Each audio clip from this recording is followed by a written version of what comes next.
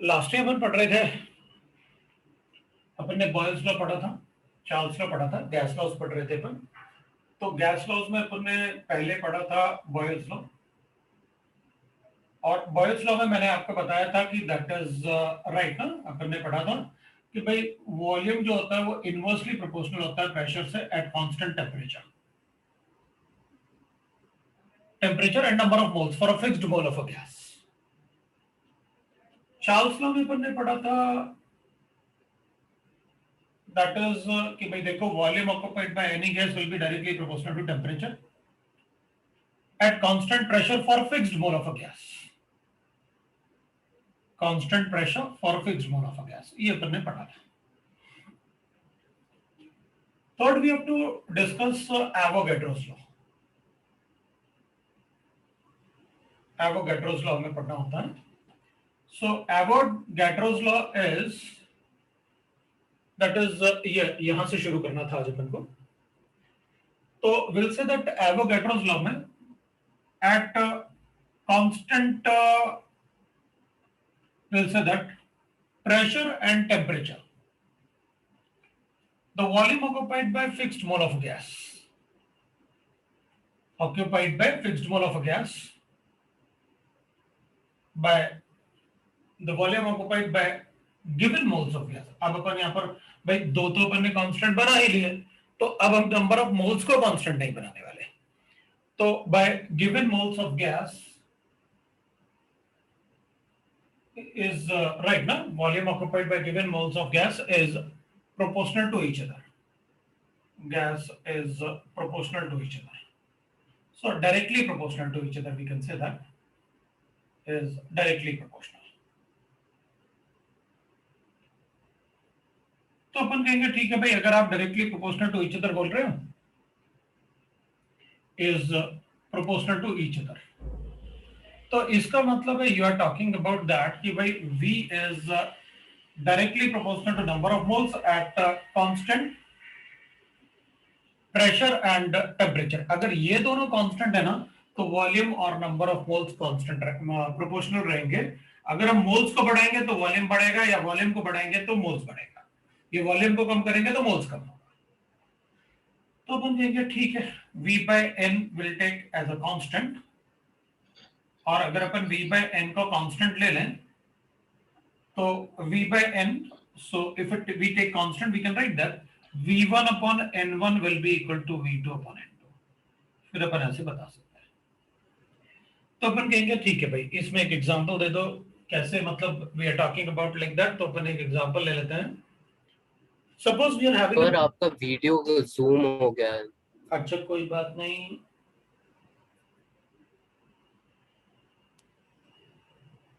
अब अगर जूम होगा तो आई विल करेक्ट इट, है ना, फिर मैं करेक्ट कर दूंगा। तो वैसे मैं देख लेता हूं, कोई बात नहीं बीच में। तो अपन क्या करेंगे, एग्जांपल लेंगे कि if in a balloon 2 moles in a balloon of volume 5 liter, 2 moles of gas is present, gas is present, ठीक है ना।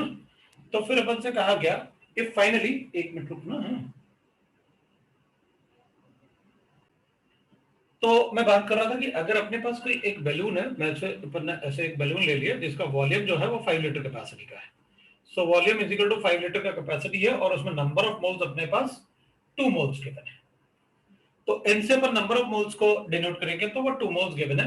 अब अपन मान लो छोटा सा इसमें is present, then if it is print, अगर अपन उसमें एक छोटा सा पिन कर देता है ऐसे, अगर अपन ने छोटा सा पिन किया तो ऑब्वियस सी बात है गैस बाहर जाएगा।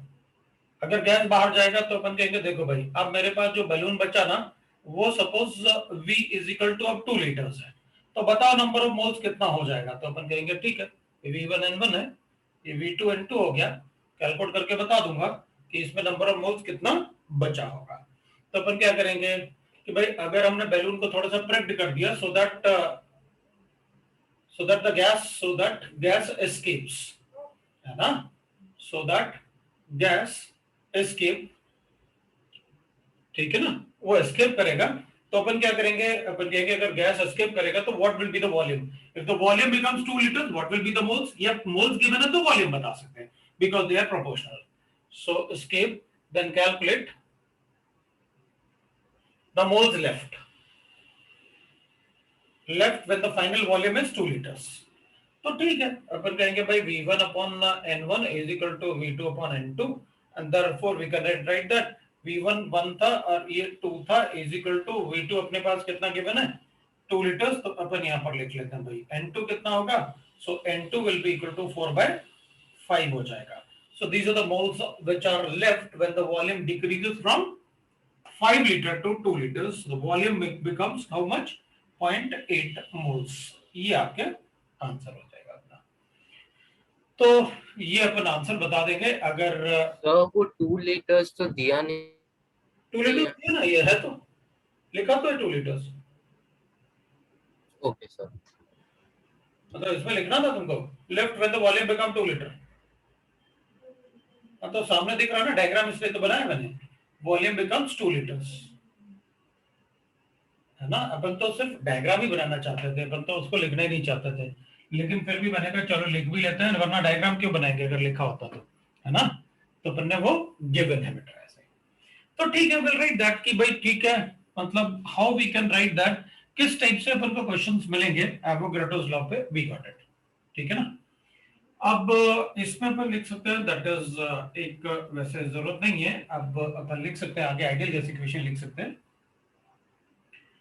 तो एक होता है that is called Gay Lussac's law,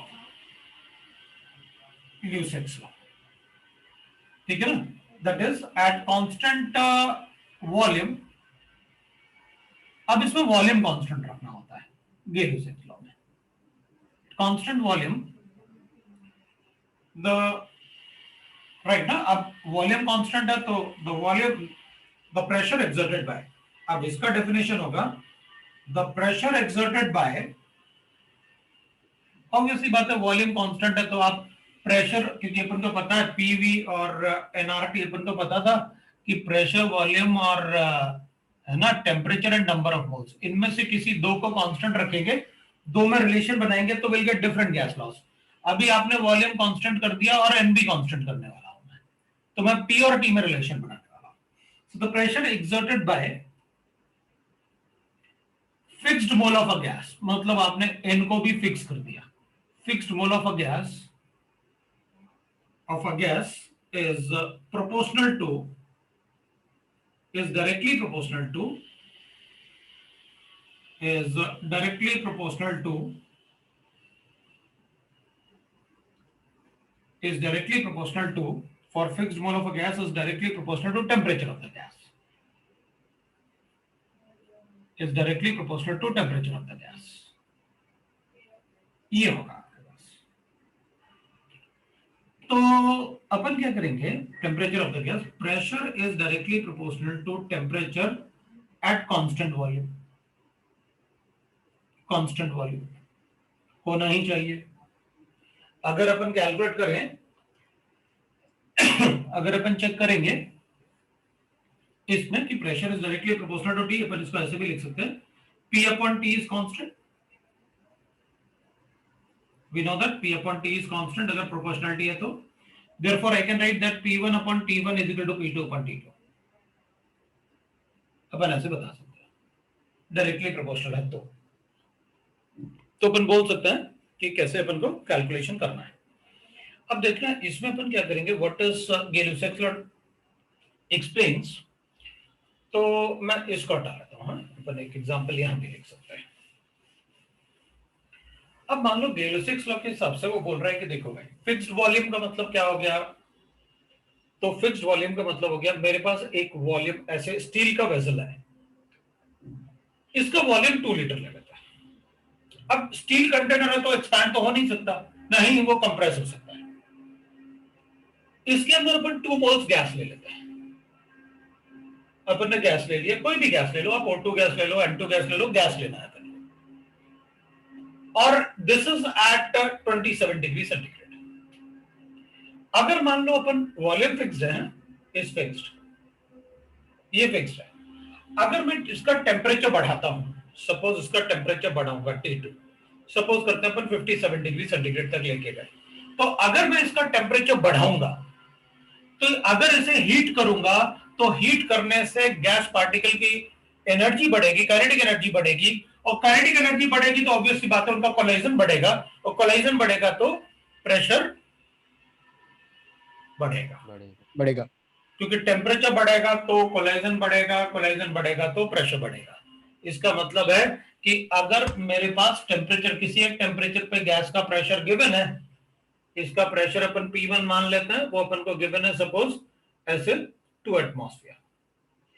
तो बताओ अगर मैं टेम्परेचर P1 जो है वो 2 एटमॉस्फेयर है एट T1, तो बताओ अगर मैं T2 कितना होगा अगर मैं टेम्परेचर को 57 डिग्री सेंटीग्रेड करता हूं, तो अपन कहेंगे ठीक है भाई, वॉल्यूम तो कांस्टेंट है, नंबर ऑफ मोल्स तो चेंज हो नहीं सकते बिकॉज वो तो क्लोज कंटेनर है, आपने इसको हीट किया, मतलब number of moles of gas और वॉल्यूम तो कांस्टेंट है। तो फिर मैं क्या करूंगा, pressure will be directly proportional to temperature. So P1 upon T1 is equal to P2 upon T2। P1 कितना गिवन है मुझे 2 एटमॉस्फेयर, T1 कितना गिवन है मुझे 300 केल्विन। टेम्परेचर हमेशा केल्विन में यूज होगा, we already know that. P2 कितना कैलकुलेट करना है, और ये अपन को कितना गिवन है, दैट इज 330 केल्विन। लो भाई अपना आंसर आ गया। तो P2 will be equal to that is 330, तो कैंसिल कर लेते हैं, ये 11 कर देते हैं, 2.2 है ना, तो 2.2 आ गया। लो भाई 2.2 एटमॉस्फेयर आ गया। This is the equation what we have, this is the pressure what will happen. मतलब अगर अपन टेम्परेचर को 30 डिग्री इंक्रीज करेंगे तो टेम्परेचर विल इंक्रीज बाय 2.2, पहले प्रेशर विल इंक्रीज बाय 2.2, तो 0.2 प्रेशर इंक्रीज हो जाएगा। इनिशियली इट वाज 2 एटमॉस्फेयर, ठीक है। तो we are able to tell that अगर हमें डिफरेंट गैस लॉज अप्लाई करने हैं तो अलग अलग गैस लॉज में अपन को पता होना चाहिए चार्ल्स लॉ में क्या कांस्टेंट होता है, चार्ल्स लॉ में क्या कांस्टेंट होता है, बॉयल्स लॉ में क्या कांस्टेंट होता है, एवोगाड्रोस लॉ में क्या कांस्टेंट रखना है, और ल्यूसेक्स लॉ में क्या कांस्टेंट रखना है, वो अपन को पता होना चाहिए। तो ठीक है, अपन उसको मतलब देख लेंगे कि भाई क्या करना है अपन को। पर फिर से जूम इन हो गया, क्या हो गया, तो सर आपका वीडियो जूम हो गया।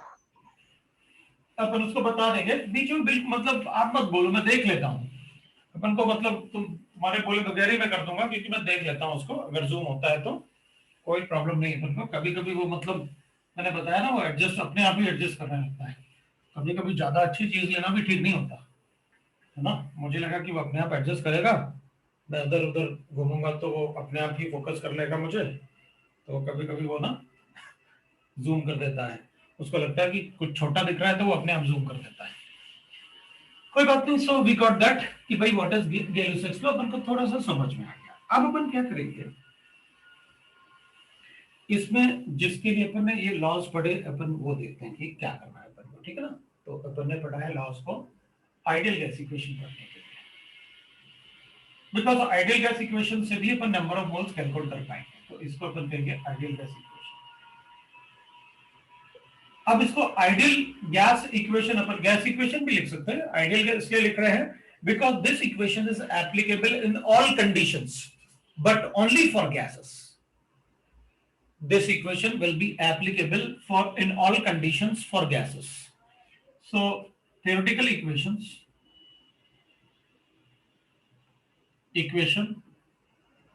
applicable for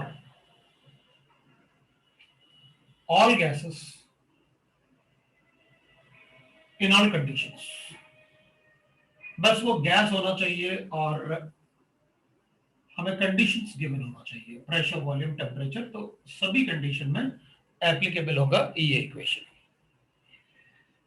तो ठीक है, we'll write that की आइडियल गैस इक्वेशन। अभी वी नो दैट, अपन को पता है भाई कि according to Boyle's law volume is inversely proportional to pressure, according to Charles law volume is directly proportional to temperature, according to Avogadro's law volume is directly proportional to number of moles। तो इनको अगर हम combine करेंगे तो on combining we can write that, on combining the gas laws, different gas laws, है ना, जो अपन ने अलग अलग टाइप के गैस लॉ पढ़े हैं, उनको अगर अपन कंबाइन करेंगे तो अपन लिख सकते हैं ना, volume will be directly proportional to number of moles, directly proportional to temperature, but inversely proportional to pressure. तो मैं इसको लिख सकता हूं पीवी विल, इसको इधर ले जाते हैं तो अपन लिखेंगे PV will be directly proportional to NT. तो अपन को एक कांस्टेंट चाहिए यहां पर, क्योंकि यहां पर ये प्रोपोर्शनलिटी है, तो प्रोपोर्शनलिटी के लिए अपन को एक प्रोपोर्शनलिटी कांस्टेंट चाहिए। अब तो अपन क्या करेंगे, प्रोपोर्शनलिटी कांस्टेंट वहां पर लिख लेंगे, दैट इज कॉल्ड ऐसे PV is equal to N, R मैंने कांस्टेंट ले लिया, R is called universal gas constant, where R is called universal gas constant, क्योंकि this equation is applicable in all condition for all gases, सभी ideal gases, क्योंकि chemistry में जो भी पढ़ेंगे वो सारे के सारे आइडियल गैसेस पढ़ते हैं। रियल गैस के लिए एक छोटा सा पार्ट होगा, वो अपन बिल्कुल सेपरेटली डिस्कस करेंगे। तो this equation is valid for all gases in all conditions. तो इसमें जो कांस्टेंट लेंगे अपन, उसको भी अपन यूनिवर्सल कांस्टेंट लेंगे, कि गैसेस कहीं भी पढ़ोगे या कोई भी गैसेस जैसे बिहेव करेगा, तो उसके लिए अगर प्रोपोर्शनलिटी कांस्टेंट लेना है तो हमेशा अपन को आर ही लेना पड़ेगा, if we are talking about gases. तो R is called universal gas constant. Universal gas constant. तो अपन कहेंगे ठीक है भाई, अगर R का value, R universal gas constant है, तो इसका वैल्यू भी बताओ भाई। अगर R को आप कांस्टेंट बोल रहे हैं तो उसका वैल्यू भी तो कैलकुलेट करते होगे, और कांस्टेंट का वैल्यू तो कांस्टेंट रहता है, तो अपन उसका वैल्यू कैलकुलेट करेंगे। तो अगर अपन उसका वैल्यू देखेंगे, आर का value, what is the value of R, तो अगर अपन गैस कांस्टेंट का, सो अपन लिखेंगे the value of R is calculated, जो आर का वैल्यू होता है वो अपन कैलकुलेट करते हैं एसटीपी और एनटीपी कंडीशन बोलते हैं अपन। पहले अपन एक बार वैल्यू ऑफ आर चेक कर लेते हैं, फिर इक्वेशन के बारे में बात करेंगे, क्योंकि अपन को इसी इक्वेशन के बारे में बात करनी है। तो नोट करके लिख लेते हैं, value of R is calculated at STP और एनटीपी, अपने लिए एक ही बात है, एसटीपी लिखो या एनटीपी लिखो, एसटीपी कंडीशंस। तो आर का वैल्यू जो अपन कैलकुलेट करते हैं ना, वो एसटीपी कंडीशन पे कैलकुलेट करते हैं। तो एसटीपी कंडीशन क्या होता है, तो पहले तो अपन लिख लेते हैं भाई, देख, एसटीपी का मतलब है standard temperature and pressure, standard temperature and pressure, ये तो मतलब होता है एसटीपी का फुल फॉर्म। भाई मतलब अगर कुछ पूछना नहीं तो अपने मतलब माइक को म्यूट करके रखना, ठीक है ना, क्योंकि काफी आवाज आ रही है थोड़ी थोड़ी सबके यहां से। तो अपन क्या करेंगे, एसटीपी मतलब हो जाएगा स्टैंडर्ड टेम्परेचर एंड प्रेशर, अपन बता देंगे।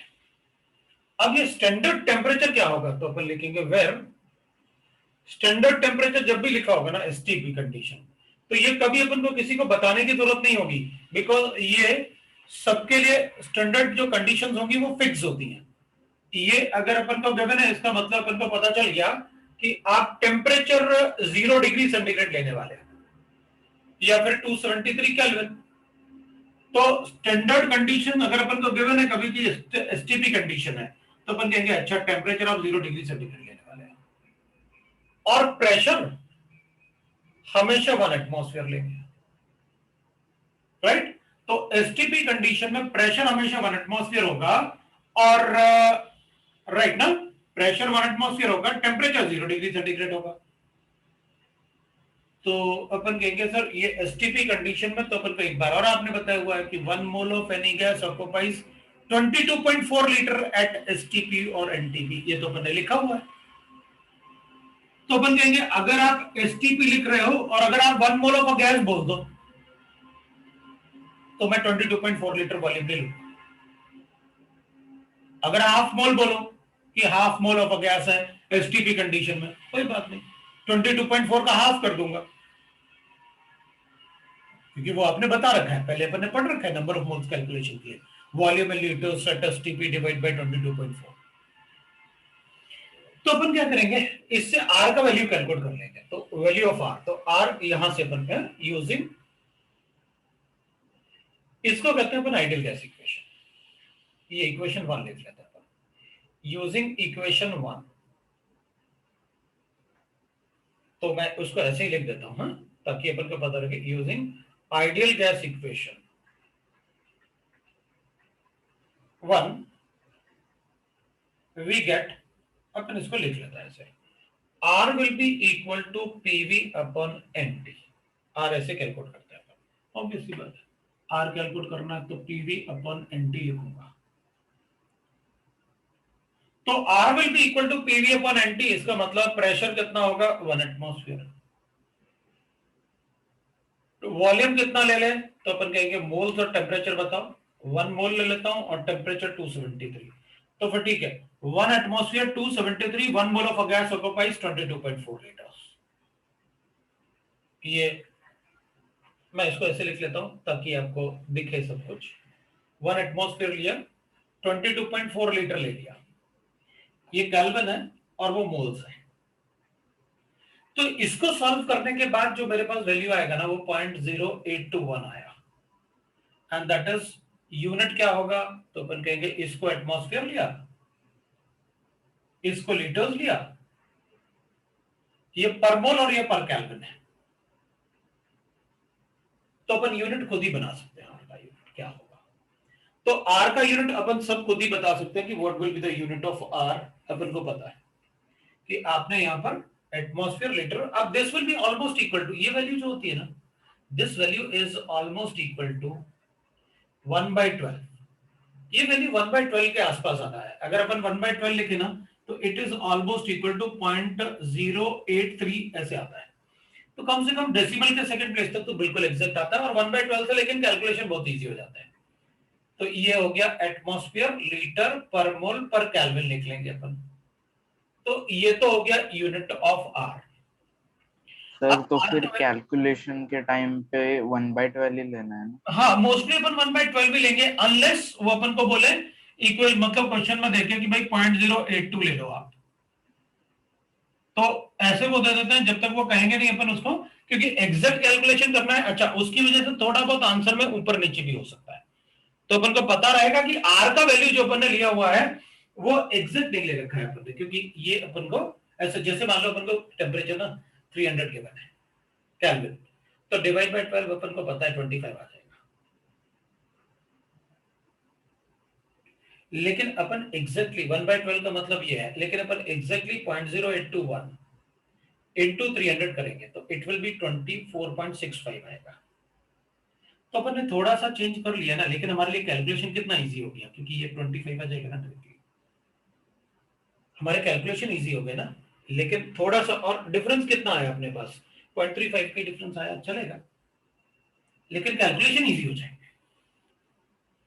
ठीक है ना, इस वजह से मैंने कहा कि आप थोड़ा सा कैलकुलेशन इजी कर लोगे तो ज्यादा अच्छा होगा। फिर बाकी में सर और कैलकुलेशन के टाइम पे टेम्परेचर केल्विन में ही लेना है ना? हाँ, तो टेम्परेचर जब मैंने आपसे कहा था तब मैंने बताया था आपको कि temperature is always taken in kelvin, वो कभी भी डिग्री में नहीं हो सकता। Yes sir. आर का वैल्यू जैसे अपन ने ये लिखा ना, वैसे अपन ऐसे भी लिख सकता है। एटमॉस्फेयर लीटर को मैं जूल्स में कन्वर्ट कर देता, तो फिर ये 8.314 जूल्स पर मोल पर केल्विन हो जाएगा। ये आर का वैल्यू होगा जूल्स में, ये एटमॉस्फेयर लीटर में, ये जूल्स में। जूल्स इज एमकेएस यूनिट, मतलब ये अपने लिए एमकेएस यूनिट हो गया आर का, क्योंकि जूल्स जो होता है वो एनर्जी का एमकेएस यूनिट होता है। तो अपन क्या करेंगे, अपन लिखेंगे भाई that is the MKS unit of R is 8.314 joules per mole per Kelvin। अपन इसको कैलोरीज में भी लिख सकते हैं, और नियरली 2 कैलोरीज लिख सकते हैं, बिकॉज इसको अगर अपन कन्वर्ट करेंगे तो 1.987 होता है।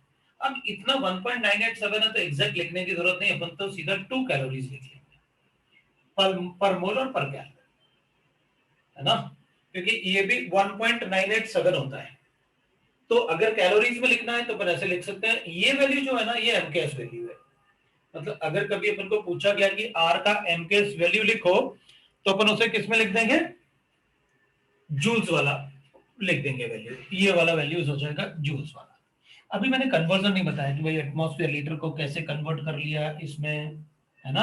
तो अपन को पता है कि भाई इसमें बाद में आप बताओगे कि कैसे 1 एटमॉस्फेयर लीटर जूल्स में कैसे कन्वर्ट होता है। जैसे अपन को मतलब अगर मान लो अपन को पता है कि भाई 1 कैलोरी कितना होता है, तो अपन कहते हैं ऑलमोस्ट नियरली 4.189 जूल्स होता है। तो अगर अपन को ये जूल्स गिवन है तो कैलोरीज में कैसे कन्वर्ट करेंगे, तो 1 कैलोरी इतना जूल होता है, तो 8.314 कितना कैलोरीज होगा, तो 1.987। तो अपन को पता चल गया यूनिटरी मेथड से। तो ये वैल्यू तो स्टैंडर्ड वैल्यू है ना कन्वर्जन। ऐसे ही मैंने इसको भी कन्वर्ट कर लिया, इससे इसको कन्वर्जन के लिए उसको एक पर्टिकुलर कांस्टेंट से मल्टीप्लाई करना होता है। अब अभी अपन को उस कांस्टेंट की जरूरत नहीं, अपन मतलब जब जरूरत होगी तो अपन बता देंगे कि भाई इसको 101.325 से मल्टीप्लाई करेंगे तो अपने पास ये वैल्यू आ जाएगी। तो उसकी अभी अपन को जरूरत नहीं, तो अपन बहुत ज्यादा अभी नहीं पढ़ते हैं, जो जरूरत होगा अपन वही पढ़ेंगे बस। तो ये आर के वैल्यूज हैं जो डिफरेंट यूनिट में डिफरेंट टाइम्स अपन यूज करेंगे जब अपन को जरूरत पड़ेगा। अब अपन आते हैं वापस अपना जो आइडियल गैस इक्वेशन बनाया उसमें जो कांस्टेंट यूज किया था उस कांस्टेंट के बारे में थोड़ा इंफॉर्मेशन अपन को होना चाहिए, जो मैंने आपको बताया, राइट। अब अपन चेक करते हैं कि भाई आइडियल गैस इक्वेशन की बात करते हैं। आइडियल गैस इक्वेशन में ना हमारे पास गिवन है P V is equal to N R T. अब मेनली क्या होगा, जब हम कैलकुलेशन करेंगे ना तो इसके वैल्यू में ही आप गड़बड़ करोगे, इसलिए पहले मैंने उसके वैल्यूज को बताया आपको। मोस्टली क्या करोगे, इसके वैल्यू को यूज करने में भी आप गड़बड़ करोगे। अपन क्या करेंगे, मोस्ट ऑफ द टाइम मतलब अगर अपन चेक करेंगे तो 99% केस में हम इसके वैल्यू को एटमॉस्फेयर में लेंगे, इसके वैल्यू को लीटर में लेंगे। नंबर ऑफ मोल्स का कोई यूनिट नहीं होता, तो ये हमेशा केल्विन में होता है। तो इन दोनों को देखने के बाद आप इसके वैल्यू को डिसाइड करोगे,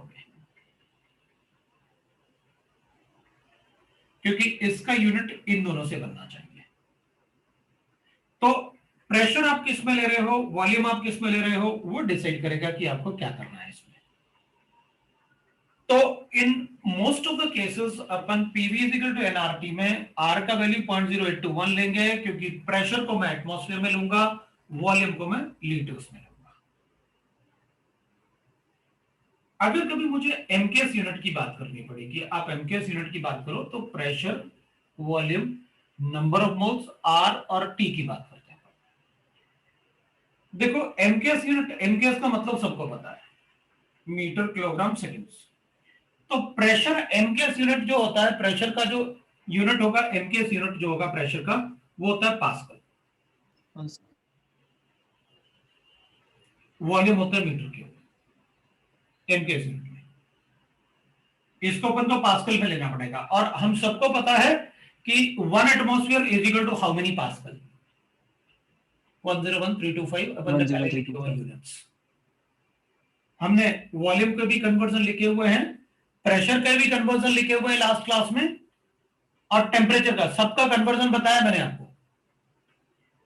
इज इक्वल टू अपन लिख सकते हैं, नंबर ऑफ मोल्स का तो कोई यूनिट नहीं होता, लेकिन एमकेएस यूनिट मैंने बार बार अभी बोला था कि आर का वैल्यू एमकेएस यूनिट में क्या होता है, 8.314 एमकेएस यूनिट होता है। तब अपन को ये तो हमेशा ही केल्विन में होगा, तब आपको आर का वैल्यू ये लेना पड़ेगा अगर आप प्रेशर को पास्कल में ले रहे हो और वॉल्यूम को मीटर क्यूब में ले रहे हो। अगर आप इसको नहीं करते, बोलो सर। वैल्यूज एग्जाम में दिए हुए होते हैं या फिर कभी कभी हमें ही करने पड़ते हैं? अगर एग्जाम में दिए होते तो कोई प्रॉब्लम नहीं था, शायद कभी गिवन हो एग्जाम में, लेकिन आपको ही याद होने चाहिए ये वैल्यूज। सर नहीं सर, कन्वर्जन के वो एटमॉस्फेयर, पास्कल, वो सब नहीं, वो तो आपको याद होने चाहिए। कन्वर्जन कोई भी यूनिट, आज तक जितने तुमने एग्जाम दिए होंगे किसी क्वेश्चन में ये नहीं लिखा रहता कि 1 kilometre is equal to 1000 metres. मतलब अगर किलोमीटर यूज किया है और मीटर में यूज करना है अपन को वैल्यूज को, तो आज तक जितने एग्जाम तुमने दिए होंगे उन एग्जाम में कभी ये नहीं लिखा होगा कि यूज 1 किलोमीटर एज 1000 मीटर्स। वो अपन को ही पता होना चाहिए कि 1 किलोमीटर कितना मीटर्स होगा, तो वो हमें पता होना चाहिए। तो वो कन्वर्जन जो है वो इसलिए तो लिखवाया मैंने, अगर गिवन होता तो फिर हम लिखवाते ही क्यों, जरूरत ही क्या थी फिर तो हम एग्जाम में यूज कर ही लेंगे अपने आप। तो वो कभी भी एग्जाम में गिवन नहीं होते हैं कि एटमॉस्फेयर कितना पास्कल होगा, ये सब एग्जाम में गिवन नहीं होगा, वो आपको याद होना चाहिए। तो आइडियल गैस इक्वेशन हमें यूज करना होता है। अब हमने एक पार्ट देखा है कि देखो भाई अपने पास गिवन था PV is equal to nRT। अब इसका मतलब ये हो गया कि for any gas at any temperature and pressure in a given volume I can calculate number of moles of the gas। हम किसी भी गैस के नंबर ऑफ मोल्स कैलकुलेट कर सकते हैं at given temperature, pressure and volume. पहले हमने क्या किया था, हम ये कैलकुलेट कर रहे थे कि 1 मोल of a gas occupies 22.4 litre of volume. तो बताओ अगर हमें वॉल्यूम गिवन है तो मोल्स कितना, तो वो सारे के सारे कैलकुलेशन एसटीपी पे थे।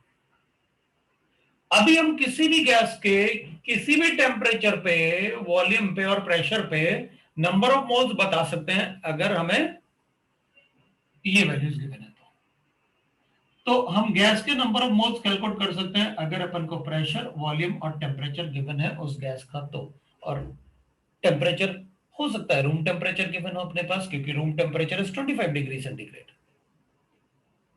प्रेशर और वॉल्यूम अगर मुझे गिवन है कि किस वॉल्यूम में वो गैस प्रेजेंट है, कितना वॉल्यूम में वो गैस प्रेजेंट है जिसका प्रेशर गिवन है, कितने टेम्परेचर पे, तो अगर अपन को पी, वी और टी गिवन है, we are able to calculate the number of moles. R का वैल्यू तो हमें पता है, वो डिपेंड करता है इसके यूनिट पे कि मुझे आर का वैल्यू कौन सा यूज करना है। अब मैं आर के वैल्यू वाला पार्ट, ये एसटीपी वाले पार्ट को इसको हटाता हूं, इस वाले पार्ट को। बस अपन क्या करेंगे, आर का वैल्यू अपन को पता है व्हाट इट इज, है ना। और इस गैस इक्वेशन में हमें ये पता है कि भाई प्रेशर, वॉल्यूम और टेम्परेचर जो आपने लिखा हुआ है PV is equal to NRT, अपन को पता है N is number of moles. Number of moles calculate करने के मुझे डिफरेंट तरीके पता है। मैं इसको ऐसे भी लिख सकता हूँ, weight in gram of gas divide by molecular weight of gas. क्योंकि प्रेशर वॉल्यूम यूज कर रहे हैं ना, तो यहां तो हम जो भी बात करेंगे वो सिर्फ गैस की बात करेंगे। तो अगर मुझे गैस का वेट इन ग्राम और मॉलिक्यूलर मास गिवन है तो भी मैं उसके मोल्स कैलकुलेट करके, बाकी अगर इनमें से भाई मेरे पास पी, वी, एन और टी है, आर तो कांस्टेंट है, अगर मुझे इन तीनों में से कोई भी दो गिवन है मैं बाकी अपने आप कैलकुलेट कर सकता हूं। अगर ये दोनों गिवन है, ये बता सकता हूं for given moles of gas. अगर ये और ये गिवन है तो मैं ये बता सकता हूं for a given mole of a gas. तो वो देखेंगे क्वेश्चन में अपन को क्या गिवन है, उसके हिसाब से अपन कैलकुलेशन कर सकते हैं। तो इसको मैं नंबर ऑफ मोल्स ऐसे भी लिख सकता हूं, अपन इसको ऐसे भी लिख सकते हैं, number of molecules divided by Avogadro number.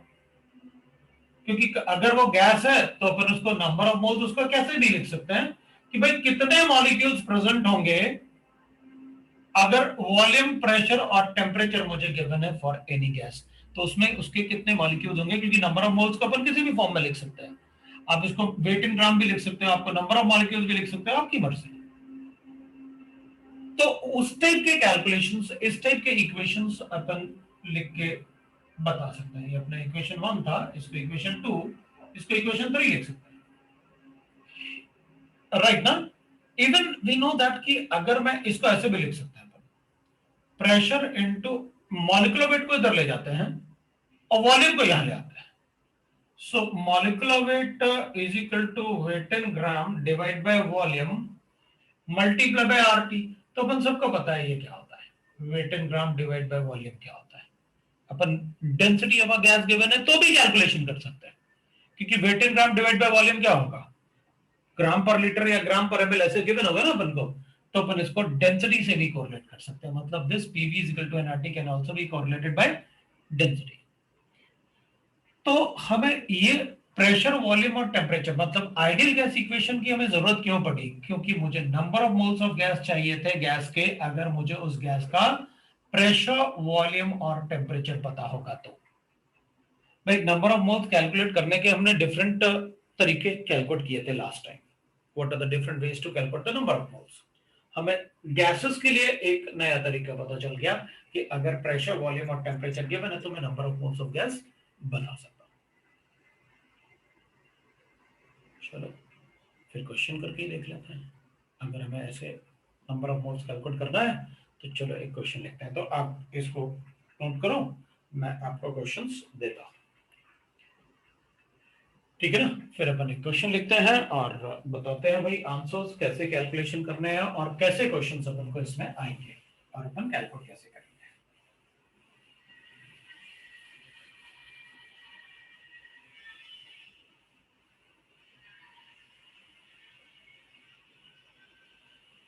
तो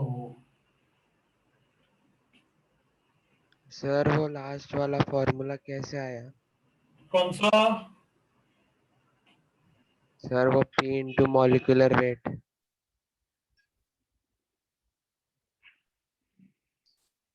PV is equal to weight in gram divide by molecular weight into RT लिखा था हमने, तो मैं इसको ऐसा नहीं लिख सकता।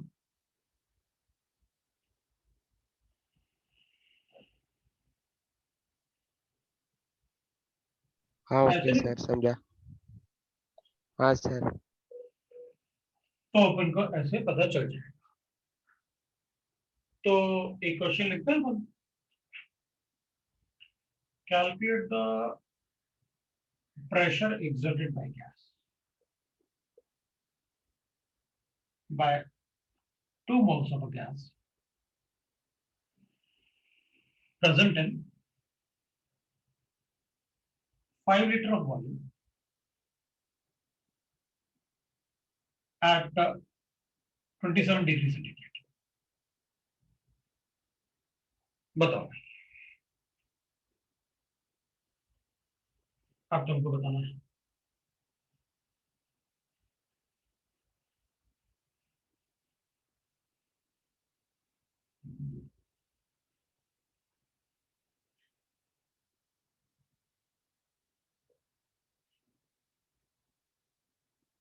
कैसे बताओगे?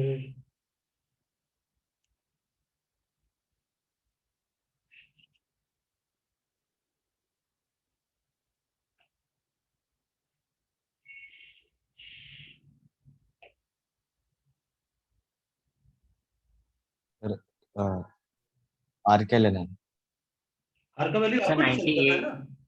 8.52 कितना आया? सर आपको 98.52 लो भाई 98.52 आ रहा है। एक बार सर देखो 10 से 10 ATM।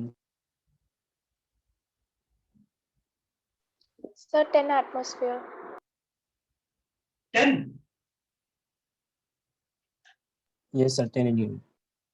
कैलकुलेट कर लूं मैं। अब मैं यहाँ पर चेक कर लेता हूँ, प्रेशर मुझे कैलकुलेट करना है, वॉल्यूम मुझे 5 litre given, number of moles मुझे 2 गिवन है और टेम्परेचर मुझे 27 डिग्री सेंटीग्रेड का मतलब कितना हुआ? 300 calorie. 27 plus 273, that is 300 calorie. तो PV is equal to NRT लगा देते हैं। प्रेशर कैलकुलेट करना है, वॉल्यूम आपने 5 दे रखा है, नंबर ऑफ मोल्स आपने 2 दे रखा है, ये 1/12 ले लेता हूँ और मल्टीप्लाई कर लेता हूँ 300 से। ये 25 होता है, ये 5 से कैंसिल हो जाएगा।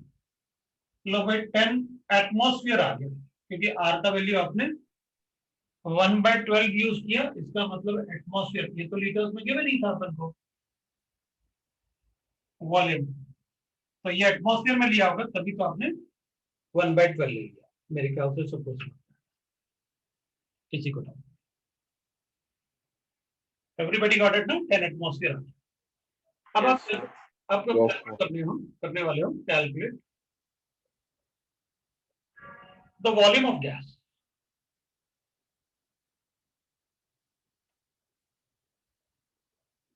present in the vessel at 27 degrees centigrade.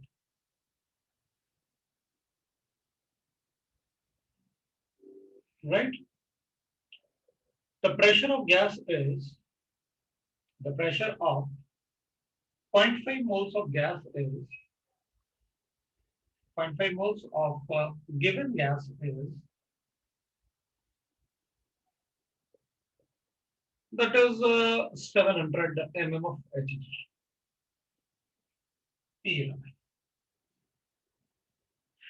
ये मुझे गिवन है और मुझे बताना है कि what will be the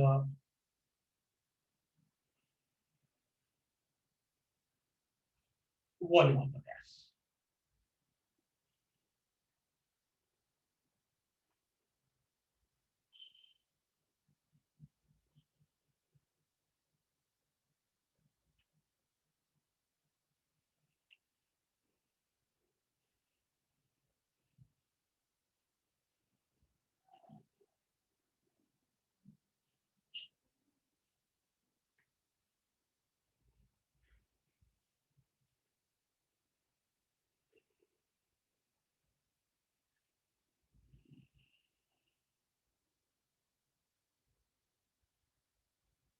sir वो 700 है 760 है.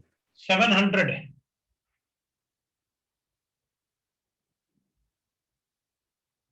700 millimeter of mercury.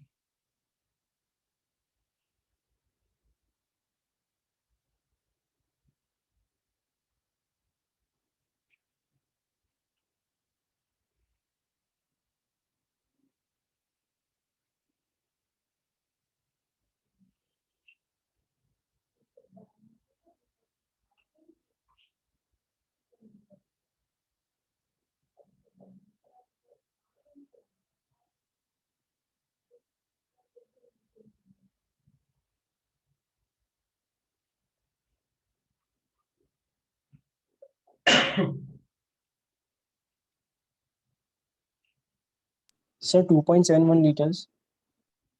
2.71 लीटर्स. देखो भाई, मतलब अगर किसी को डाउट है तो सर मेरा 12.5 लीटर है. 12 12.5. 12.5 आ रहा है. Yes sir. मतलब थोड़ा ज्यादा तो आना चाहिए. मैं पीवी 0 डनाटी लिख लेता हूं, है ना. प्रेशर अपन को 700 के बना, तो एटमॉस्फेयर में कन्वर्ट कर लो, क्योंकि इसको 1/12 यूज करो. कैसे कन्वर्ट करोगे एटमॉस्फेयर में? Divide by 760. 760 ना. 760 से डिवाइड करेंगे ना, एटमॉस्फेयर में कन्वर्ट Yes, sir. करेंगे तभी Yes, तो sir. हाँ बोलो, तभी तो 0.0821 यूज कर पाएंगे अपन, ऑलमोस्ट 1/12. बोलो.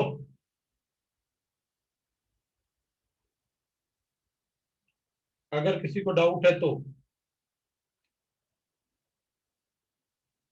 Sir approx 13.75 litre. तो अप्रोक्स ये बता रहा है कि, मतलब देख भाई, ये तो आपने मुझे बिल्कुल इजी दे रखा है कैलकुलेशन. ये 0.5 है और उसका 0.5 का मतलब है 12.5, और डिवाइड करूंगा ये अगर 76, मतलब इसको मल्टीप्लाई बाय 76 डिवाइड बाय 70 करूंगा तो थोड़ा सा बढ़ा देना है मुझे, तो मतलब 13.5 के आसपास है ना. मतलब अपन थोड़ा सा बढ़ाएंगे तो मेरे ख्याल से 13 के आसपास ही आएगा, 13.5 या 13. इतना ही आंसर आएगा, ज्यादा नहीं सर हम आएगा. 76 पर 70 को 1.1 लिख सकते हैं ना. हाँ वही किया मैंने, वही किया मैंने कि 1.1 लिख लिया. सो वो 13.75 आएगा फिर. 13.75 75. आ रहा है, तो ठीक है, थोड़ा सा मतलब बढ़ा देते हैं. 13 से तो ज्यादा ही, 13.5 था 7 चलेगा. मतलब वो एग्जैक्टली अगर अपन कैलकुलेट करेंगे तो 1.0 और हाँ 1 क्या 1.08 आ रहा है. हाँ चलेगा, उसको 1.1 ही ले लो, सही कर दो. तो 1.1 लेके अपन सॉल्व कर सकते हैं और अपना आंसर आ जाएगा मेरे ख्याल से. तो सबको पता चल रहा है कि भाई कैसे अपन को क्वेश्चन सॉल्व करने होते हैं, कैसे अपन को गिवन होगी। दूसरा एक क्वेश्चन लिखते हैं अपन। मान लो मुझे गिवन है, दैट इज, पहले तो आप मुझे कन्वर्ट करके बताओ। Convert 600 mm into atmosphere, 35698 Pascal into atmosphere.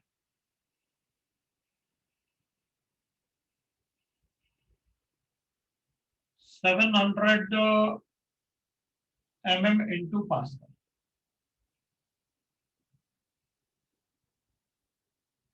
और एक और कन्वर्ट करके दिखाओ आप, 3 एटमॉस्फेयर इंटू टॉप। ये कन्वर्जन बताओ, क्योंकि कई बार ना बच्चे कन्वर्जन में ही गड़बड़ कर देते हैं, उनको कन्वर्जन में ही प्रॉब्लम मतलब हो गया, तो फिर क्या। एक बार आप कन्वर्जन भी बताओ करके। मैंने आपको कन्वर्जन बता रखे हैं, इसलिए मैंने आपसे कहा कि आप एक बार कन्वर्जन बताओ।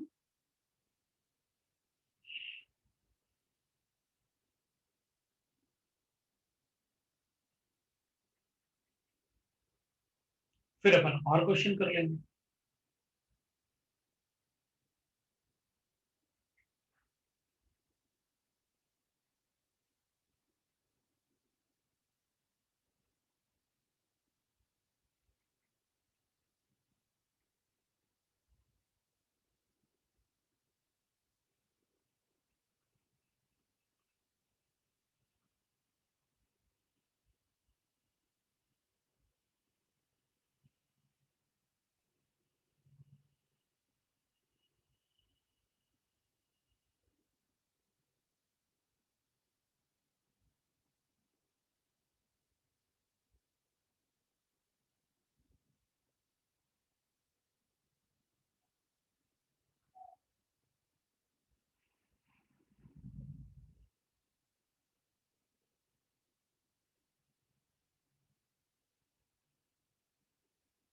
तो अपन को कन्वर्जन तो आता ही है ना,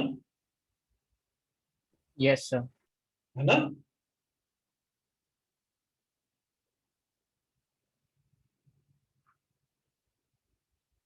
तो अपन बताएंगे भाई, ए में अपन को ये वाला वैल्यू पता था, तो ये तो अपन कैलकुलेट कर लेंगे बिल्कुल वैसे ही। बी में अपन को पता है एटमॉस्फेयर में कन्वर्ट करना है, तो 101325 पास्कल इज इक्वल टू होता है 1 एटमॉस्फेयर।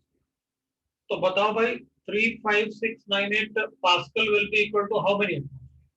1 बाय 101325 मल्टीप्लाई बाय 35698 कर देता हूँ, इतना पास्कल ये आ जाएगा अपने पास एटमॉस्फेयर में। तो कैलकुलेट करके बता दो, 0.352 के आसपास है। कैलकुलेट करो, पहले आप डेसिमल में ले आना इनको, मतलब ऐसे ना तो थोड़ा जल्दी हो जाता है। 3569 क्या है? 0.35 69 क्या है? एटमॉस्फेयर। तो 3569 हाँ। पास्कल गिवन था ना, उसको कन्वर्ट करना। हाँ।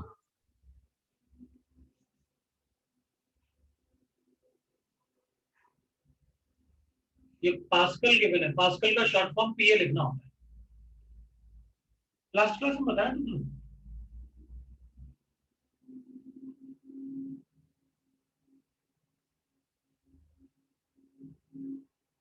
तो इतना, अगर इतना पास्कल 1 एटमॉस्फेयर होता है, तो इतना पास्कल कितना एटमॉस्फेयर। बिल्कुल, अब आप लिखो 700 mm। अपन तो पता है कि mm है, पास्कल में कन्वर्ट करना है, तो अपन को पता है 6760 mm इज इक्वल टू होता है 101325 पास्कल। क्योंकि दोनों इक्वल टू हो जाते हैं 1 एटमॉस्फेयर, वो पता है ना अपन को। दोनों ये भी 1 एटमॉस्फेयर होता है, ये भी 1 एटमॉस्फेयर होता है, मतलब ये दोनों बराबर, यूनिट डिफरेंट होगी। तो अपन को 760 mm पता होता है, इतना पास्कल होता है, तो कितना mm गिवन है अपन को? 700 mm गिवन।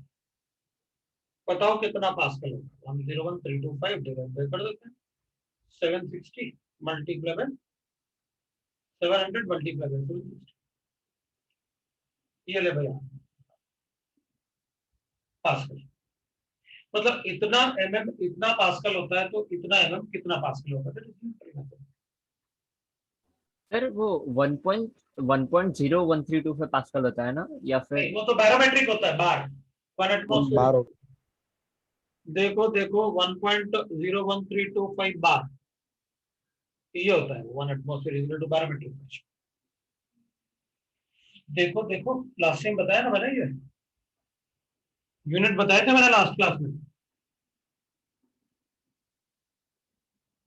अब सी वाला अपने आप कन्वर्ट करो टॉर में, डी वाला डी वाले में अपन को पता है 1 एटमॉस्फेयर इज इक्वल टू होता है, कितना टॉर होता है? 760। 760 लो भाई 760 टॉर लास्ट टाइम बताया था। तो 3 एटमॉस्फेयर इज इक्वल टू कितना टॉर होगा, वो अपने आप कर।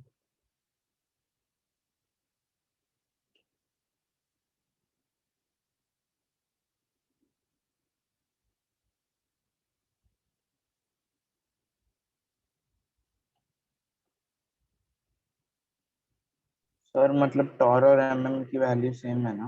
बिल्कुल बिल्कुल, आप देखो लास्ट टाइम बताया था, तो लास्ट टाइम मैंने आपको बहुत कुछ बताया था। देखो यूनिट कन्वर्जन के लिए कि टॉर और एमएम, मतलब ऐसे लिखा था ना मैंने, 1 atmosphere is equal to 760 torr, MM of HG is equal to 760 Tor,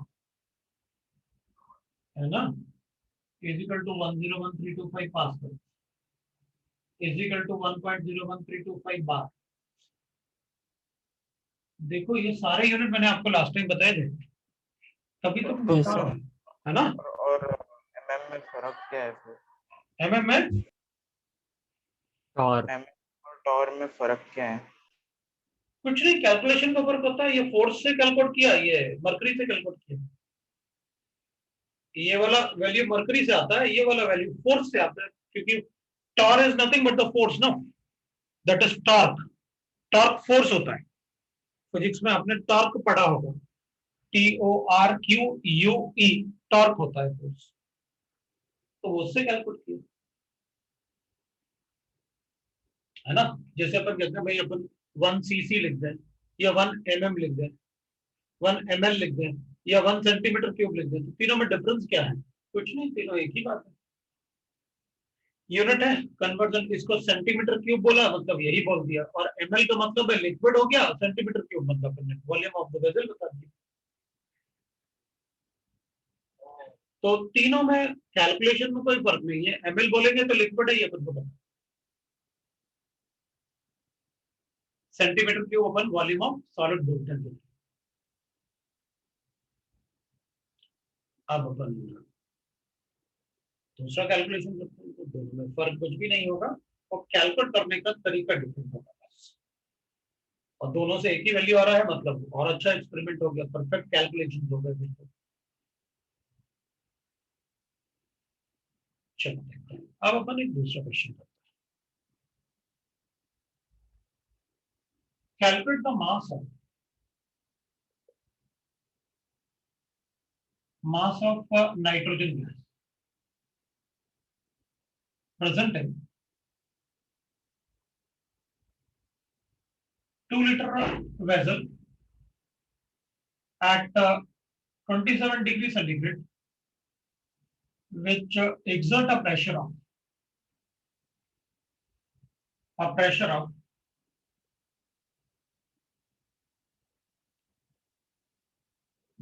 5 atmosphere. चलो क्या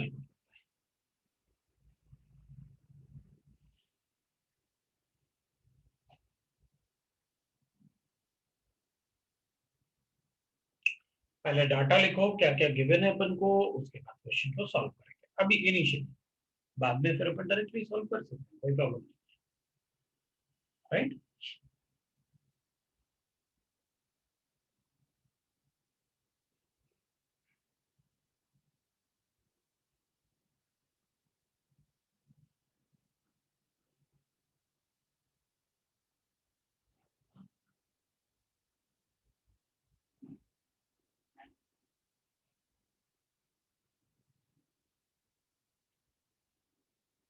सर नाइट्रोजन गैस मतलब N2 ना? हमेशा नाइट्रोजन लिखा हुआ है मतलब N2 ही होता है हमेशा।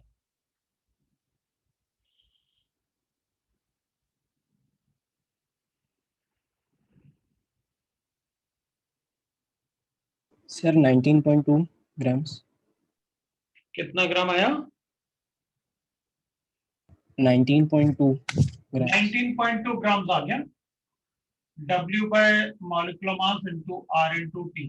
प्रेशर मुझे 5 गिवन है, वॉल्यूम मुझे 2 गिवन है, W मुझे कैलकुलेट करना है, ये मुझे 28 गिवन है, R 1/12 है और ये 300 है। ये तो 25 होगा, ये 5 होगा, और इसको अपन लिख लेते हैं weight will be equal to W will be equal to that is 28 into 2 divide by 5 आ गया। तो 5 ये 5.3 ना, तो 5 पॉइंट मतलब 3 आया तो 0.6 आया। तो देखो कितना आंसर आया अपने पास। देखो भाई कैलकुलेशन भी देख लो और मतलब आंसर भी देख लो कितना आया अपने पास। 11.2. है ना, तो अपने पास आंसर आ गया 11.2 ग्राम। वेट कैलकुलेट किया अपन ने। देखो आपके पास डाटा क्या क्या गिवन था। प्रेशर आपको एटमॉस्फेयर में गिवन था, वॉल्यूम आपको 2 लीटर्स गिवन था, बिल्कुल टेम्परेचर 27 डिग्री सेंटीग्रेड था, सो 300 केल्विन। अगर ये एटमॉस्फेयर में है और ये लीटर्स में, तो आर का वैल्यू 1/12। मेरे ख्याल से सब कुछ समझ में आया। किसी को डाउट है तो बोलो। अब मैं क्वेश्चन डिक्टेट करूंगा, तुम लिखोगे। ऐसे मैं लिख के बताऊंगा वो साफ साफ ऐसे नहीं करते। अब मैं बोलूंगा तुम लिखोगे, या एक बार और लिख देता हूं, फिर मैं बोलूंगा तुम लिखोगे। Calculate the number of moles of gas. Number of moles of gas present in 500 ml of vessel at 640 mm of pressure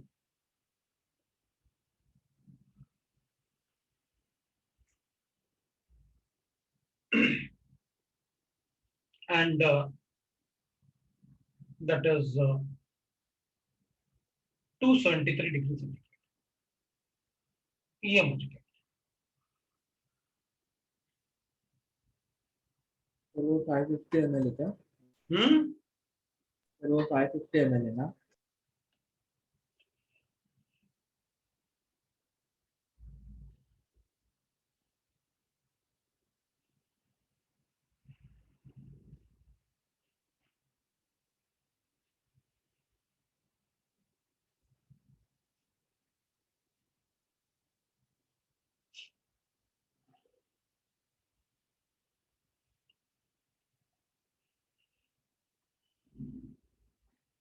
और भी इक्वेशन बताऊंगा मैं, क्योंकि इक्वेशन आपको अच्छे से पता है, सबको पता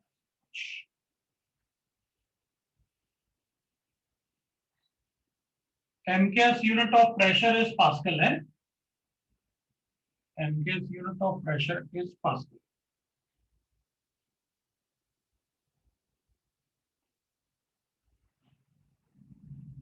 MKS unit of pressure is Pascal.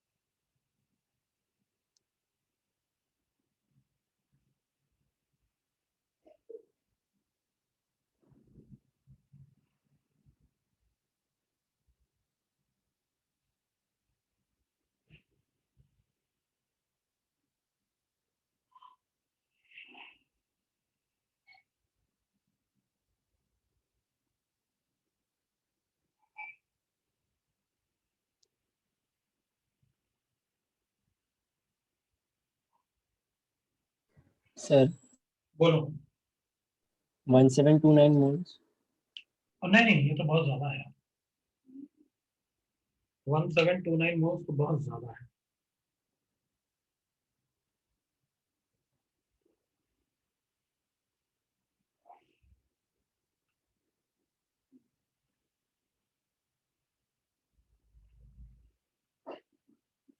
Sir 3.34 hmm 3.34 moles.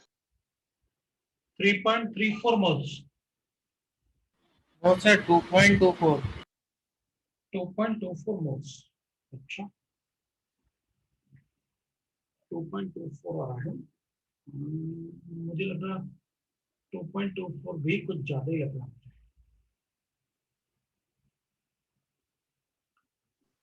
Sir 0.01 moles.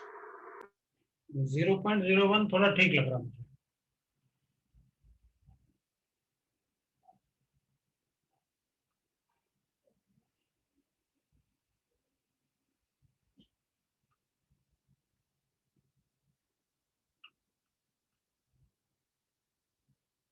वो भी थोड़ा ठीक लग रहा है, वो भी मुझे नहीं लगता कि वो एग्जैक्ट होगा।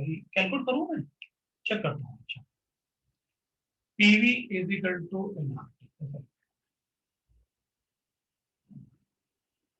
एन, प्रेशर कितना गिवन है? 640 एम, मतलब 640 डिवाइड बाय 760 एटमॉस्फेयर। ठीक है, ये प्रेशर। वॉल्यूम कितना है? 500 एम। इसका मतलब है 500 डिवाइडेड बाय 1000 लीटर्स। तो इसको एटमॉस्फेयर में लेना है, इसको लीटर्स में लेना है, तभी तो 1/12 ले पाऊंगा। टेम्परेचर कितना गिवन है?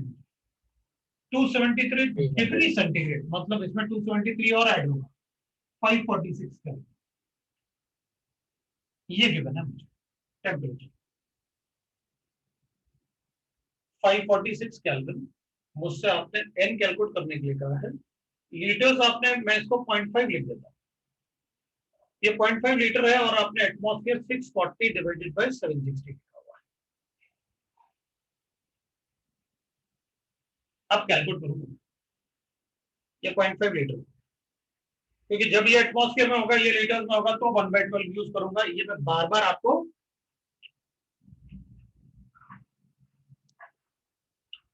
जोर जोर से चिल्ला के बता रहा हूं कि आपको क्या करना है। कैंसिल करते हैं। 12 4 जा 48 और 5 फिर आ गया अपने पास 60 है, तो और 0.5 आ गया।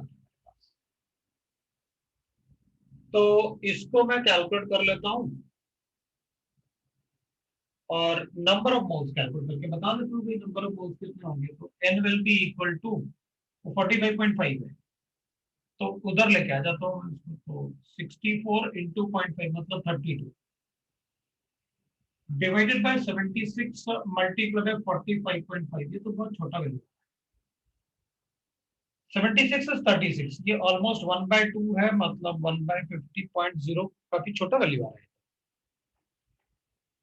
देखो भाई, अगर किसी को कैलकुलेशन में कोई डाउट है तो मुझे बताओ। अगर मेरे कैलकुलेशन में किसी को डाउट है तो आप बताओ।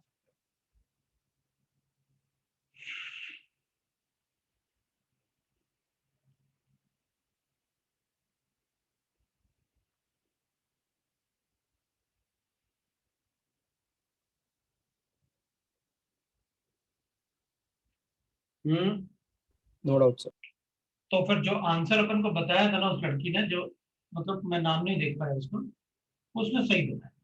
It is coming out to be 0.09 mole जैसे आ रहा है। 923 को अपन उसको 1 लिख सकते हैं, कोई प्रॉब्लम। 0.09 ऐसे मोल्स आ रहा है अपन को, तो उसको 0.01 उसने सही बताया, कोई प्रॉब्लम नहीं है। 0.0925 इज एग्जैक्ट आंसर, तो अपन को कोई प्रॉब्लम नहीं। वो जो 0.01 मोल्स बता रहे, कैलकुलेशन थोड़ा उतना तो चलेगा। दैट विल बी नियरली, अपन लिख सकते हैं 0.01, तो सही था उसमें। मेरे ख्याल से आप लोगों ने मतलब मोस्ट अगर आपका गलती हुआ है तो आपने यहाँ भी कुछ नहीं किया होगा और यहाँ भी नहीं किया होगा, ये दोनों में से किसी एक को मिस किया,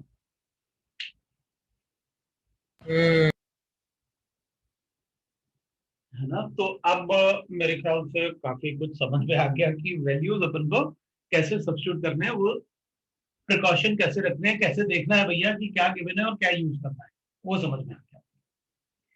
अभी थोड़ा सा मतलब इसमें ना जैसे थोड़ा थोड़ा ट्विस्ट करके भी क्वेश्चन पूछ लेते हैं, वेट और मतलब मॉलिक्यूलर वेट से थोड़ा बहुत ट्विस्ट करके क्वेश्चन पूछते हैं। वैसे मैंने अभी पूछा था आपसे कि कितना ग्राम और लेता, थोड़ा ट्विस्टिंग और भी कर लेते हैं, तो अपन वो कैसे कर सकते हैं वो देखते हैं।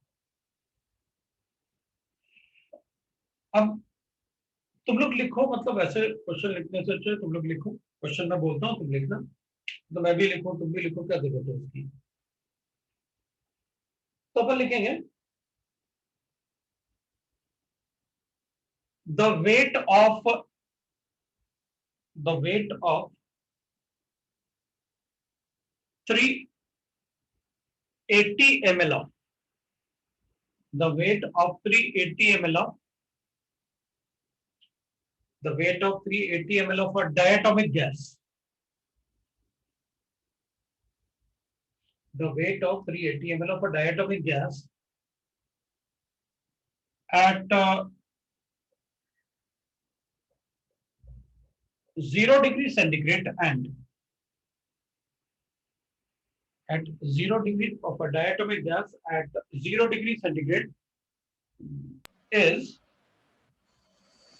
2 atmosphere। एक मिनट रुकना, 2 atmosphere नहीं लेंगे अपन, उसको लेंगे अपन is 1600 atmosphere, is 1600 mm of mercury, not atmosphere है, इतना ज्यादा थोड़ी लेंगे अपन प्रेशर। सो मैं फिर से रिपीट करता हूँ, द वेट ऑफ, मैंने उस कुछ कैलकुलेशन सोच के ना कि इजी हो कैलकुलेशन, वो सोच के नंबर दे रहा हूँ। सो द वेट ऑफ,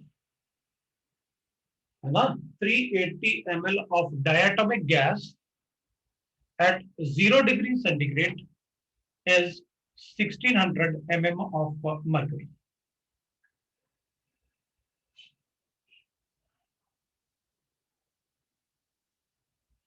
मैं फिर से रिपीट कर रहा हूँ, the weight of 380 ml of diatomic gas at 0 degree centigrade and 1600 mm of mercury, क्योंकि वेट तो मैंने दिया ही नहीं।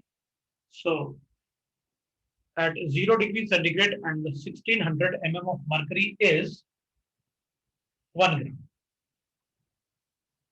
is 1 gram, क्योंकि वेट तो देना ही है ना मुझे, is 1 gram। फिर क्या है? फिर से रिपीट कर रहा हूँ, the weight of the diatomic gas,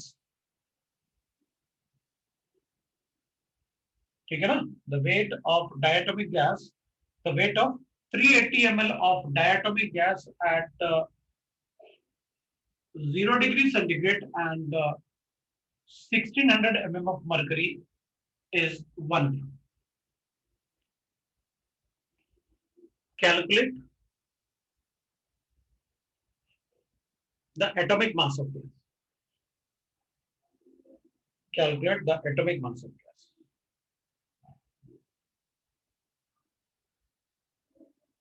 आप आराम से, क्योंकि क्वेश्चन तो काफी छोटा दिया है ना, आप आराम से उसमें डाटा लिखो, पीवी इक्वल टू एनआरटी में सोचो क्या करना है और आराम से अपना आंसर, डाटा सारे दिया मैंने, वो ऑब्जर्व कर लिया कि भाई डाटा सब दिया कि नहीं दिया, लिखो और बताओ।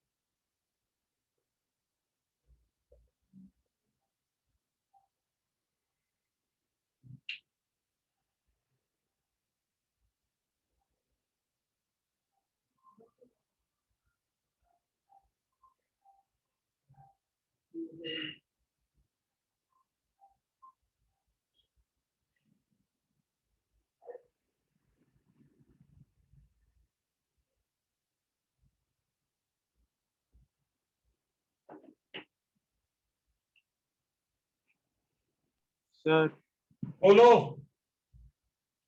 सर वेट आपने 1 ग्राम लिखा है। हाँ, तो इतने ही तो दिया है अपन ने वेट, 1 ग्राम।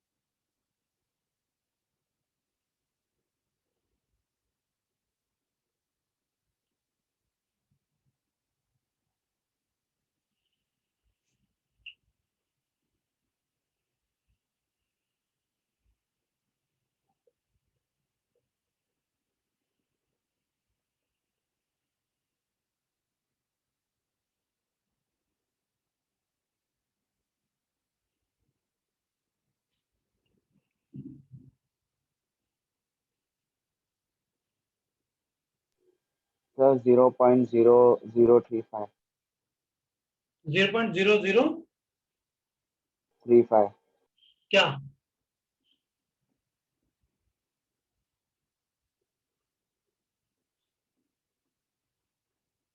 Sir, 14.2 grams. एटॉमिक वेट ना? Yes, sir. सही है।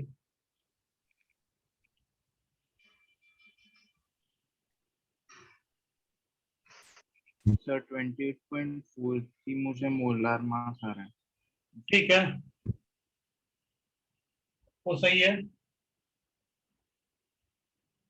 आपका मॉलिक्यूलर वेट आ गया, वो कह रहा है 28 ग्राम आ रहा है, ऑलमोस्ट नियरली 28 ग्राम। तो तुमको पता मैंने यहाँ पर डायाटॉमिक यूज किया है। वो डायाटॉमिक का मतलब जिसमें 2 एटम होते हैं, जैसे N2 होता है, N2Cl2 लग जाता है। तो अगर 2 एटम का मास, मतलब डायाटॉमिक गैस का मास आया ना ये, तो ये 2 एटम का मास है, और अपन से पूछा एटॉमिक मास, तो एक एटम का मास कितना होगा? तो जो आएगा ना अपना आंसर, वो डायाटॉमिक गैस का मास है जिसमें 2 एटम थे, और आपने पूछा क्वेश्चन में क्या है? Atomic mass. तो क्या करेंगे अपन? एक एटम का मास डिवाइड बाय 2 से बता देंगे। ठीक है, तो पहले क्या करें? मॉलिक्यूलर मास कैलकुलेट करें। अब मॉलिक्यूलर मास में प्रेशर किसमें गिवन है अपन को? mm में। कैसे कन्वर्ट करूं? एटमॉस्फेयर में, क्योंकि इसको 1/12 यूज करना है। Divide by 760. तो देखो 1600 डिवाइडेड बाय 760, वो मैं 380 ml के लिए बार बार इसलिए पढ़ा था पीछे कि मुझे ये कैंसिलेशन करवाना था, है ना? ये कैंसिलेशन हो जाएगा ना 2 से, तो बड़ा अच्छा हो जाएगा। इसलिए मैं बार बार वो 380 ml के लिए वो क्वेश्चन के पीछे पढ़ा था कि 380 ml लिखो। 2-3 बार रिपीट किया ना मैंने, तो कैलकुलेशन से देख रहा था मैं कि यार मेरा कैलकुलेशन इजी कैसे होगा। ठीक है, तो मैं कैलकुलेशन इजी करना चाहता था, वो इसलिए वो ml में बार बार अपन 380 में, तो यहाँ पर 1 ग्राम गिवन है, m कैलकुलेट कर लेते हैं। 1/12 है और ये 273। अब यहाँ पर ये होगा, ये तो 800 आ गया, 800, तो ये तो 0.8 आ गया पूरा। तो molecular mass will be equal to 1/12 into 273 divide by 0.8। इसको सॉल्व करके आपका 28 ग्राम के आसपास आ रहा है, नियरली 28 ग्राम।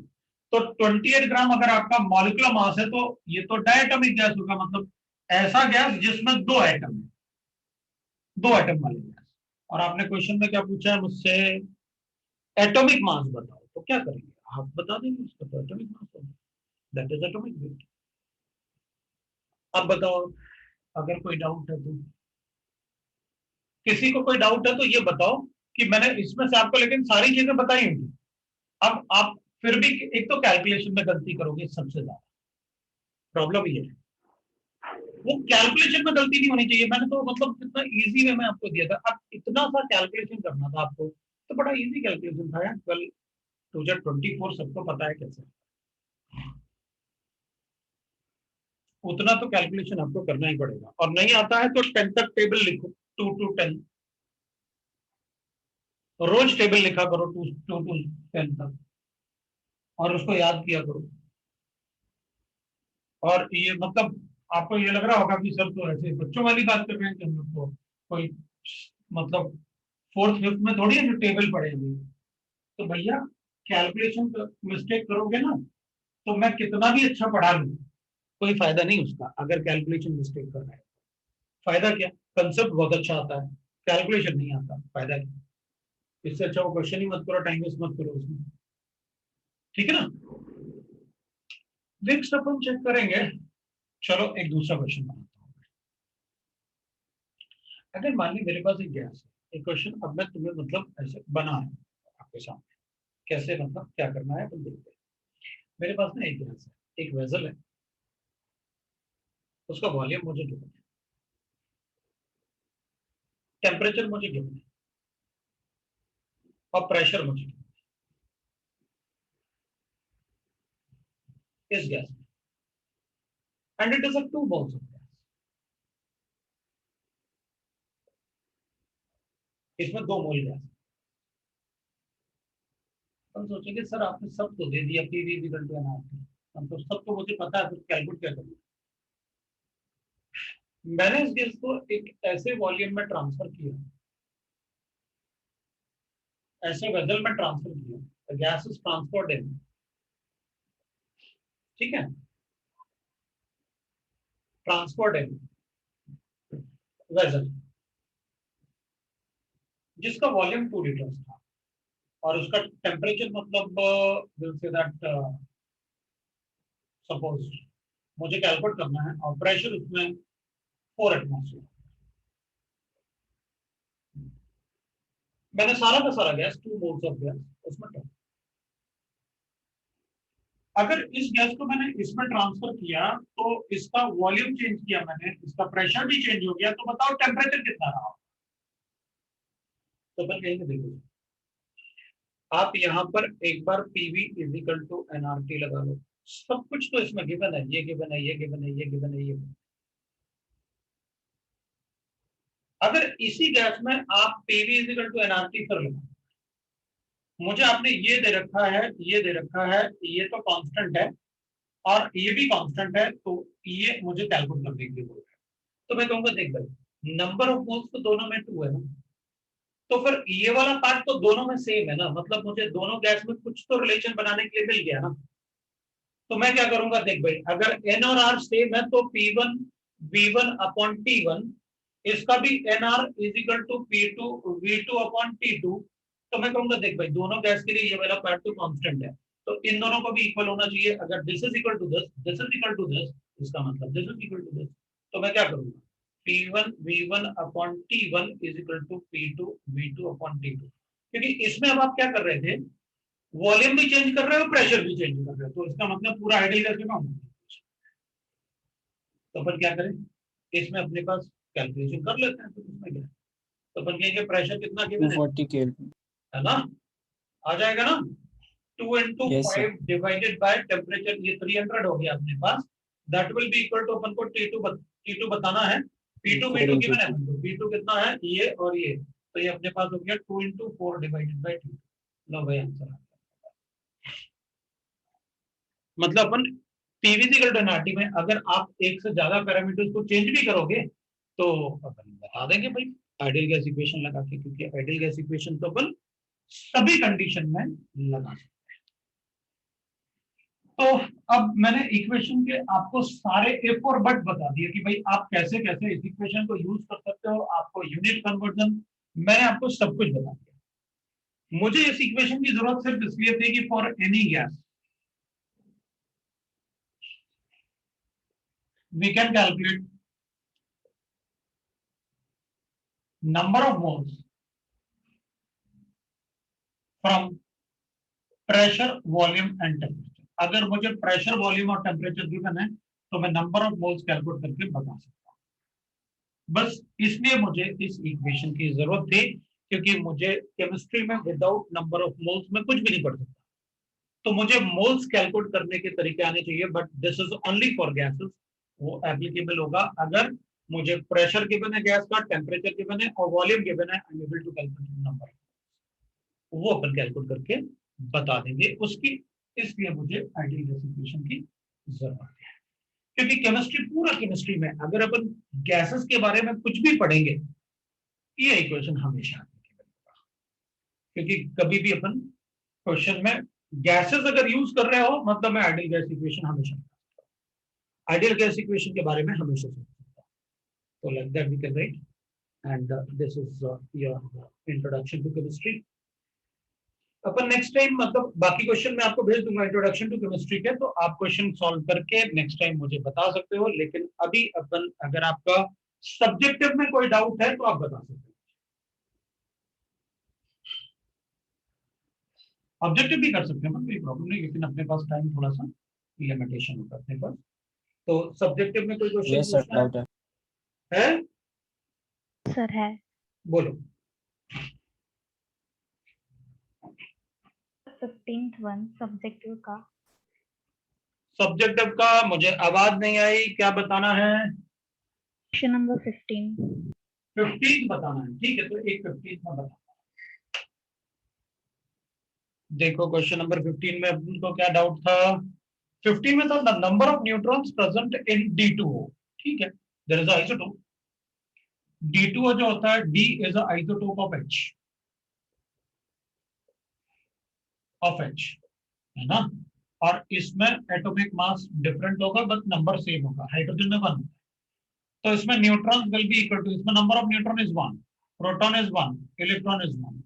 इसमें neutron is 0, proton is 1, neutron that is electron is 1। Molecular weight of D2O will be equal to, neutron आने की वजह से मास इसका हो जाएगा वाटर के कंपैरिजन में 10, बट वाटर का 18 ग्राम होता है, D2O का 20 ग्राम होगा। तो ठीक है, नंबर ऑफ न्यूट्रॉन्स कैलकुलेट करना है तो पहले अपन ये चेक कर लेते हैं भाई, D2O में 1 मॉलिक्यूल में कितने न्यूट्रॉन होंगे, वो अपन कैलकुलेट कर लेंगे, क्योंकि D में तो मुझे पता है। तो इसके मोल्स कैलकुलेट कर लो। Moles of D2O, weight in grams divided by molecular weight कर लो। वेट इन ग्राम कितना कितना हो जाएगा? 4 5 5 है ना, 5/20 कर ले, 1/4 हो गया। Yes. तो फिर मेरे पास नंबर ऑफ मॉलिक्यूल्स आ गए ऑफ D2O। क्या करूं? 1/4 इंटू एन है ना। उसके बाद नंबर ऑफ न्यूट्रॉन्स कर देते हैं भाई। अच्छा बताओ, एक मॉलिक्यूल में कितने न्यूट्रॉन है? डी में एक न्यूट्रॉन है, मल्टीप्लाई बाय 2 कर लेता हूं क्योंकि 2 ही है, और ऑप्शन में 8 न्यूट्रॉन होते हैं। तो टोटल न्यूट्रॉन D2O में हो गए, that will be equal to 10 neutrons. लो भाई अपना आंसर आ गया, Na/4 इंटू 10, ये आपका answer, total number of neutrons. अब बताओ इसमें, अब चेक करके रखना कि तुमको क्या डाउट हो रहा था, वो अपन चेक करेंगे। Sir 13th one. 13th वाले में Sir, calculate the number of molecules in a drop of water weighing this much, ठीक है ना। weight of water given है, तो moles of water सॉल्व किया बट आंसर, अच्छा उसका आंसर नहीं होगा तुम्हारे पास, मैं आंसर कैलकुलेट कर देता हूँ। तो क्या पूछो तो उसमें अपन से 18 वाले में मॉलिक्यूल्स, चलो भाई मॉलिक्यूल्स ही लिख देता हूँ सीधा, ये आंसर 0.09 9/18 into मल्टीप्लाई Na, है ना। 005 Na होगा ना। नहीं फिर बाद में हम कैलकुलेशन कर लेंगे सर, वो कोई प्रॉब्लम नहीं है तुमको।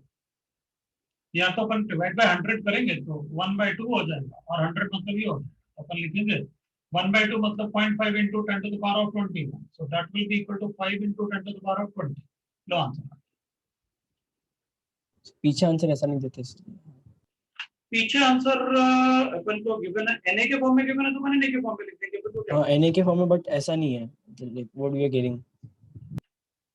molecules of water is equal to 6.023 ना 1/2। अच्छा क्या पूछा, कहाँ गया? Calculate the number of molecules in a drop of water weighing 0.09 grams। तो 0.09 grams,